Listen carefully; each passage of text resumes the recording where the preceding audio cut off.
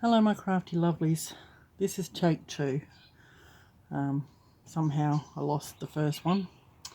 So this is just latest project shares, show you what I've been up to. This one is, it comes like a puzzle, it's flat packed, all the pieces are in there. Basically it's all cut and scored. I've just added a little bit of gold just for my own decoration.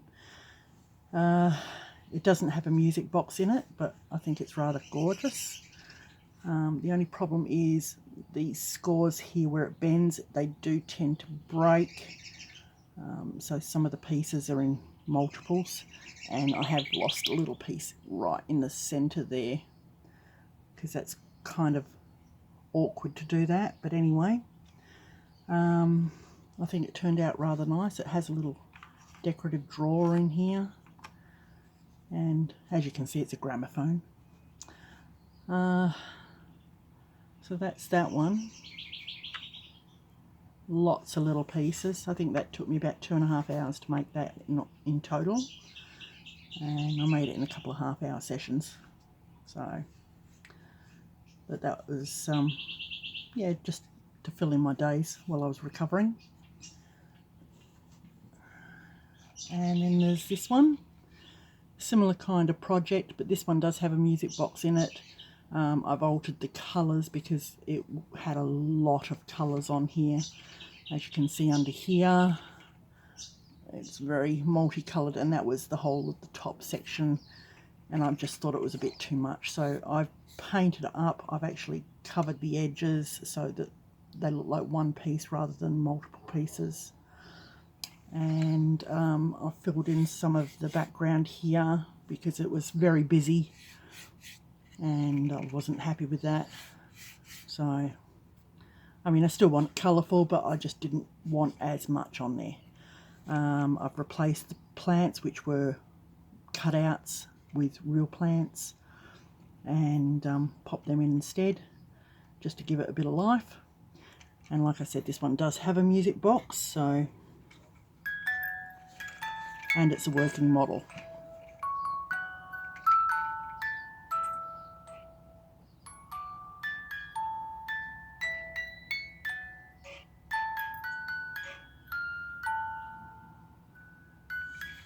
So it has a winder on the bottom, and it also has a little off-on switch, which I've actually, I don't know if you can see that, I've actually put a little mark on it so I can see where I can turn it off to, because yeah, it didn't have that. So it makes it easier for me to see which way I've got to turn it on or off. Next, this is an older project that I did. I've just put the packaging on the front of it so that the dust doesn't get in. I'm trying to make sure I don't get the light reflecting in there. We have a 2-story house up in the back there, lamppost made out of wire and a bead head. The rocks are actually made out of the, let's see down there, the rocks are made out of the little packages that you get that stop the moisture. So they've come out of there, a couple of different packets. Some have got brown rocks in, some have got little clear rocks or white rocks. When you get the round ones, the little clear round ones, you can use them to make your grapes. You just colour them up. I just use my Posca pen to make my grapes. And the houses are all made out of leftover medicine packagings, because I get a lot of those. So there's a little hanging basket on this house here. This house here, a little hanging basket at the front, a little picket fence on this one, and there's a tree I made at the end there, and it's got a little swing on it as well. So you can see there, those are the brownie coloured rocks down in that corner, and that's just layered up with a couple of tiny little circles of wood that you can actually buy in the craft shop. Okay, so that's that one.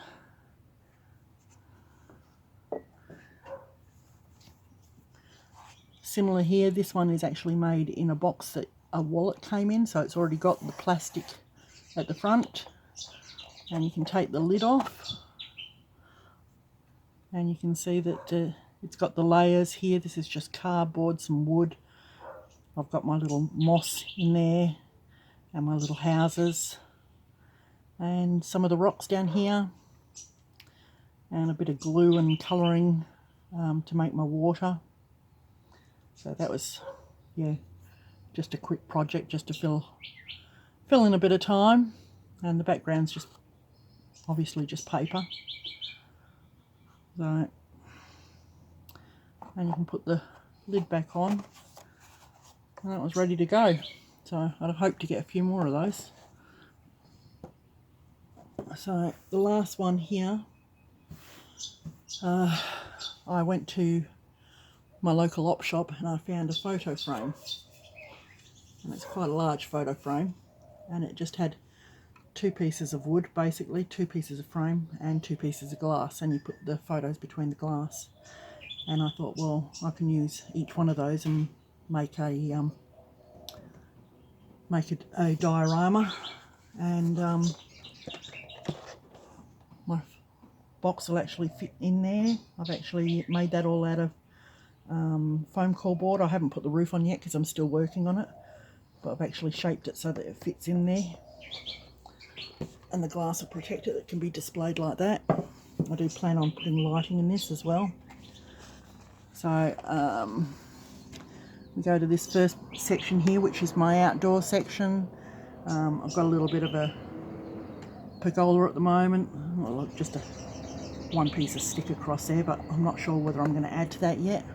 I might put another one. I might put some going across to it. I've got one of my lanterns there that I made, a little reef.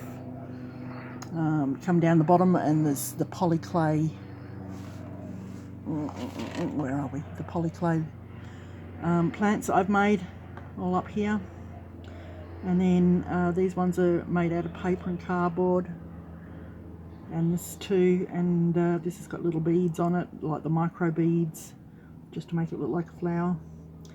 And then a big pot at the back, and the roses are the only thing that I haven't really made in here. They're from Wild Orchid. They're just the smallest rosebuds and the smallest roses. And if you have a look at the wall, let's see if you can see it, I've actually taken the top layer of foam core off, the cardboard off, and carved into the foam. And then I've used builder's putty just to coat it, and then paint it so that it all looks very Tuscany. And then down the back there, I didn't take the paper off. I just actually put the plaster straight onto the wall and sort of gave it a shape so that it looked like a very Tuscany kind of feel. If you have a look at this wall here, you can see that I've done a pattern in it, and then I've just painted all over it.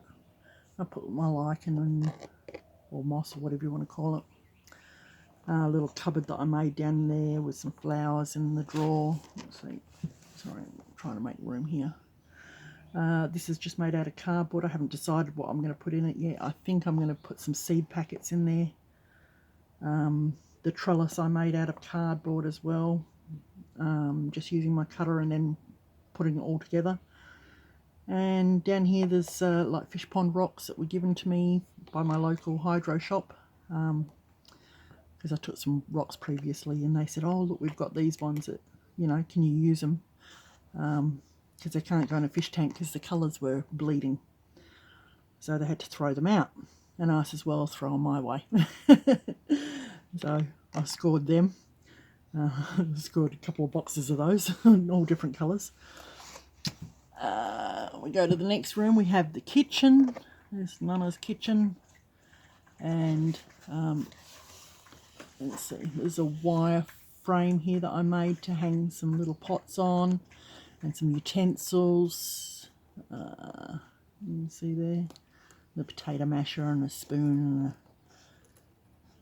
fish slice and all that.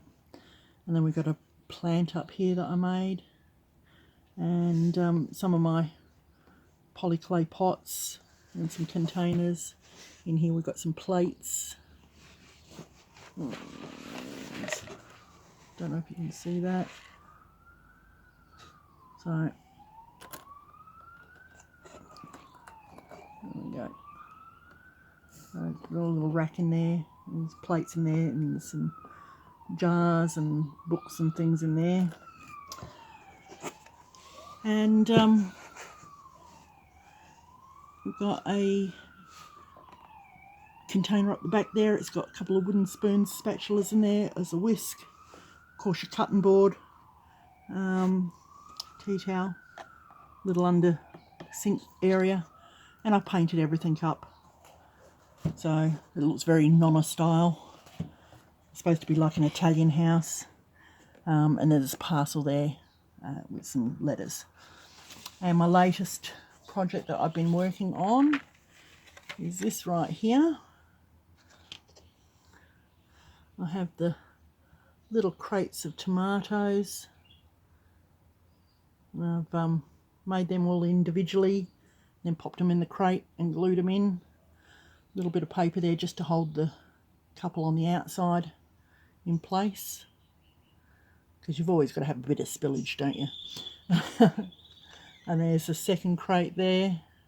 So the idea is that they will actually go under the table like that, something like that.